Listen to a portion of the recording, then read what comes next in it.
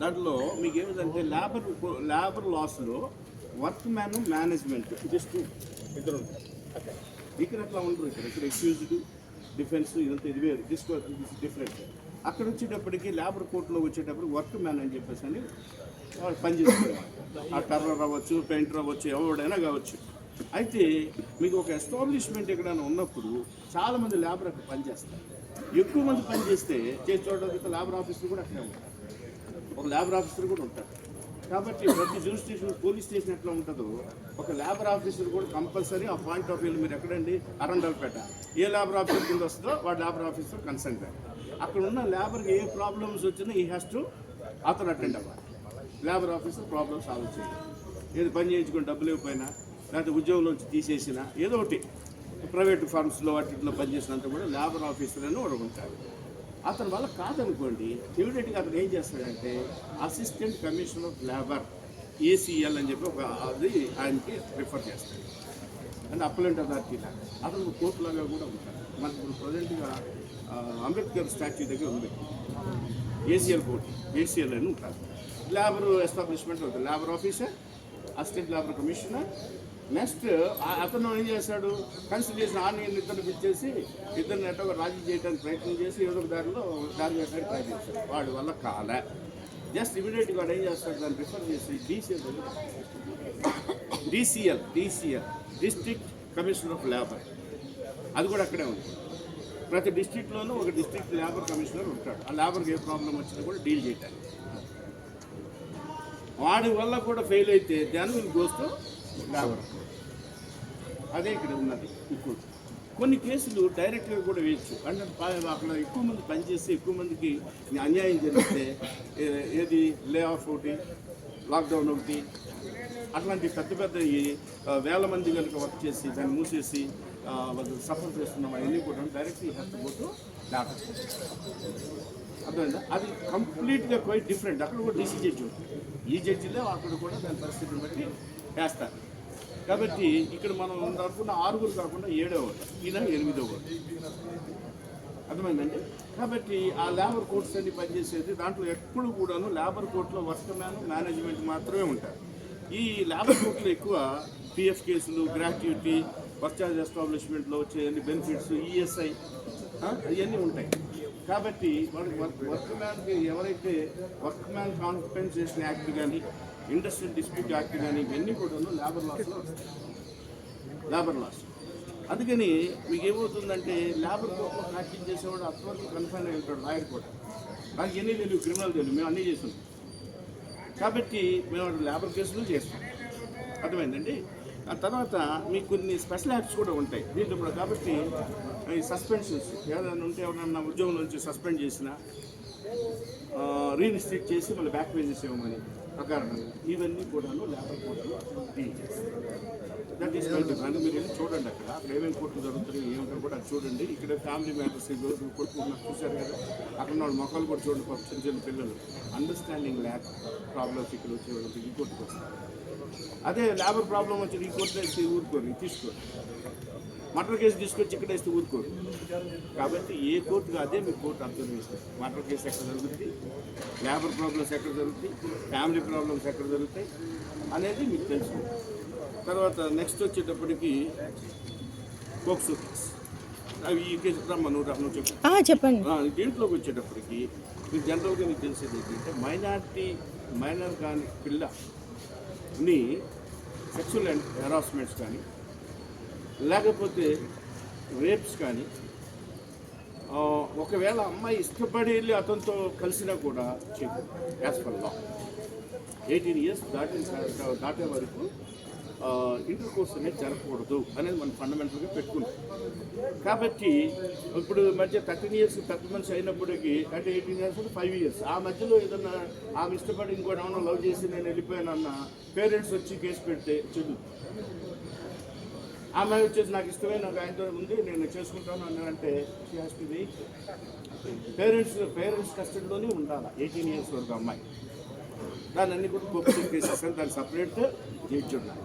అయితే ఇంకోటి కూడా మీరు దీంట్లో తెలుసుకోవాలి, ఈ పోక్సో కేసు కానీ రేప్ కేసులు కానీ అన్నీ కూడా ఇన్ కెమెరా ప్రొసీడింగ్స్ అని ఉంటాయి. తిన్నారు ఎప్పుడన్నా ఇన్ కెమెరా తలుపులని వేసేస్తారు, ఎవరు వినకూడదు. ఆ స్త్రీ ఎందుకంటే వాళ్ళకి ప్రైవసీ చూపించాలి, ఏమేం చేశాడు దాంట్లో అన్నీ కూడా మొత్తం చెప్తారు. చెప్పేటప్పుడు వాళ్ళకి బయట వాళ్ళు అంతా కూడా, అందుకని లాయర్స్ అంతా బయటికి పంపించేస్తారు, స్టాఫ్ని పంపిస్తారు, ఎవరిని ఉంచారు. ఓకే, టైప్ చేసే ఒకరిని, పబ్లిక్ ప్రాసిక్యూటర్ ఒకరిని ఆ కేసుకి సంబంధించి, ఇంకో లాయర్ని, డిఫెన్స్ లాయర్ని, తలుపులన్నీ ఎక్కడ కిటికీలతో సహా వేసేస్తారు. దాన్ని ఏమంటారు, ఏం కొట్టది ఇన్ కెమెరా ప్రొసీడింగ్. మన మధ్య ఒకటి ఇన్ కెమెరా ప్రొసీడింగ్ చేస్తాను మేడం, అక్కడ లేదని పాలిష్ లాంగ్వేజ్ అడుగుతాను, నేను కేసు కొట్టించాను ఇక్కడే, ఆ కోర్టు కూడా వెళ్దాం ఇప్పుడు ఈ 2-3. అది కాకుండా నేను చెప్పినట్టు 18వ తారీఖు 19 ఉంది, ఇది 5th ADJ 19న మీరు రండి. పోలీసు వాళ్ళు అతను దాదాపు 1.5 అవర్ ఖచ్చితంగా క్రాస్ ఎగ్జామినేషన్ జరుగుతుంది.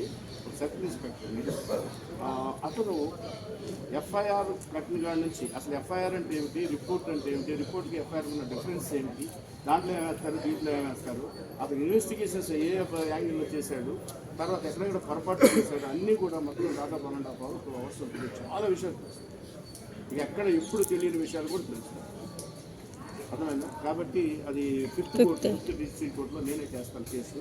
మీరు తెలుసుకోవాలనుకొని మీరు ఇంట్రెస్ట్ ఉంటుంది ఇష్యూ రండి, వస్తే అది వెరీ రేర్ అకేషన్స్ వస్తాయి అటువంటి కేసులు.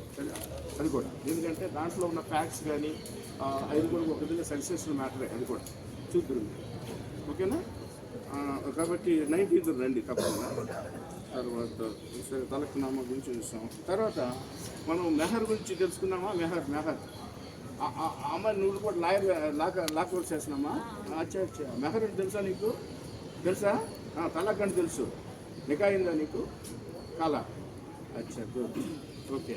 నీకు కొంచెం తప్పండి, ముస్లిమ్స్ లాస్ అని తెలుసామా? ముస్లిం ఫ్యామిలీ లాస్ తెలుసా? తెలుసు నీకు. తలాక్ ఎవరు ఇస్తారు? హస్బెండ్ ఇస్తాడమ్మా, కరెక్టే. ఎక్కడ ఇస్తాడు? కోర్టుకు రావాలా లేదా బయట ఎవరైనా ఇవ్వాలా? బయటకు కూడా ఇస్తారు తలకున, అది నీకు. ఓకే, అది అందువల్ల ఎక్కువ నేర్చుకోవచ్చు. ముస్లిం లాస్ అని వేరు ఉంటాయి, అలా ఉంటారు ముస్లిం పాపలు అక్కడ ఉంటారు, అర్థమైందా? హిందూస్ వస్తే మరి హిందూ పాపలు వేరు ఉంటాయి, క్రిస్టియన్స్ వేరు ఉంటాయి. వాళ్ళ ముగ్గురు నాకు కూర్చొని మనం చూడవచ్చు. ఇప్పుడు క్రిస్టియన్స్ బొట్టు ఉండదు, వీళ్ళకేమో బుర్కా ఉంటుంది. ఏమి హిందూస్కి వచ్చేటప్పుడు బొట్టు గిట్టు పెట్టుకొని హ్యాపీగా కూర్చుంటారు భర్త కోసం చూడడానికి. అట్లా చాలా విచిత్రమైన దీన్ని మనం చూడగలుగుతాం. పొద్దున్నగా రేపు పొద్దున్న వచ్చి చూడండి, కాలువకు ముందు చిన్న పిల్లలు. దాంతోపాటు ఇది ఒక విచిత్రమైన విషయం ఏంటంటే, లైఫ్ అంతా అయిపోయి 60 ఏళ్ళు 70 ఏళ్ళు కూడా పెడతారు, పెట్టేసినాక సరే. ఒకసారి నా దగ్గర ఒక క్లయింట్ వాడు వాళ్ళ వైఫ్ మీద పెట్టాడు పిటిషన్. సరే వైఫ్ వస్తుంది, మళ్ళీ ఇద్దరు కలిసి వెళ్ళేసి మళ్ళీ రాత్రి ఫ్యామిలీ లైఫ్ అంతా మామూలే. ఇదేంటి ఇదే సరదా నీకు అంటే వచ్చేటప్పుడు ఏం చేస్తాడంటే మా లాయర్ ఫీజు అడుగుతున్నాడు అని అంటే ఫీజు కూడా ఈ అమ్మాయి లాయర్ కూడా ఆడేస్తాడు ఫీజు. ఇదేమన్నా వాడింది చేశానని నేను అడిగాను. అడిగితే లేదండి, పెళ్ళెప్పుడు మాత్రమే వైఫ్ అండ్ హస్బెండ్ పేర్లు పిలుస్తారు, మళ్ళీ ఎక్కడ పిలవరు, పిలుస్తారు. నాకు ఇష్టం, నాకు అటువంటి వాళ్ళు కూడా ఉంటారు. సో ద పెక్యులర్ క్యారెక్టర్స్ మీరు ఎక్కడ చెప్పడం చూడలేని క్యారెక్టర్స్ మీరు ఇక్కడ చూడవచ్చు, అర్థమైందండి. కాబట్టి వాళ్ళిద్దరు పిలిస్తే ఇద్దరు నిలబడాలంట, మళ్ళీ బయటకు వచ్చిన తర్వాత ఇద్దరు కలిసారు. అర్థమైందా? నాకు పెళ్ళెప్పుడే పిలుస్తారు, మా పేరు పిలవాలి, అదొక ఆనందం. సరే, ఈ పోక్సో కేసు గురించి మరి మీరు చెప్పాను కదా, సింపుల్ ఏమవుతుందంటే మైనారిటీ దాటకుండా అక్కడ కూడా పోక్సో కేసు సపరేట్గా ఉంటుంది. అక్కడ వాళ్ళని ఇన్ కెమెరాలో చేస్తారు, ఆ పాపను మాత్రమే పిలిచి చూస్తారు. దానికి సపోర్టింగ్ ఎవిడెన్స్ వాళ్ళ పేరెంట్స్ని కానీ లేకపోతే అక్కడ సర్కమస్టెన్స్ ఎవిడెన్స్ అని ఉంటారు, దాన్ని కానీ అన్నీ కూడాను అక్కడ ఆ కోర్టులో చూస్తారు. అక్కడ మీరు ఎప్పుడైనా సరే నేను చెప్పే క్రిమినల్ కేసెస్ చేసేటప్పుడు మెయిన్గా చూసేది విక్టిమ్ని ఫస్ట్ ఎగ్జామిన్ చేస్తారు. విక్టిమ్ని కనుక సపోర్ట్ చేసిన తర్వాత దాని కొరాబరేట్ ఎవిడెన్స్ తీసుకొస్తారు. 2, 3, 4, 5 వరుస సర్కమస్టెన్స్ ఎవిడెన్స్ చూస్తారు, మెడికల్ ఎవిడెన్స్ చూస్తారు. ఇవన్నీ కూడా చూసిన తర్వాత అప్పుడు ఐవన్ పిలిచి ఇది చేసిన తర్వాత అది కన్విక్షన్ ఎక్విటీ. కన్విక్షన్ అవ్వాలంటే beyond all reasonable doubt the prosecution agency has to prove the case. కాబట్టి క్రిమినల్ కేసులు తర్వాత మనం డిస్ట్రిక్ట్ జడ్జికి సంబంధించి ఇవాళ క్లోజ్ చేసేద్దాం, క్రైమ్ వదిలేసేద్దాం. రేపు మనం సివిల్కి వెళ్తాం. రేపు వచ్చేటప్పటికి సబ్ కోర్టులు అని చెప్పేసి సబార్డినేట్ కోర్టు సివిల్ మ్యాటర్సే చేస్తాం.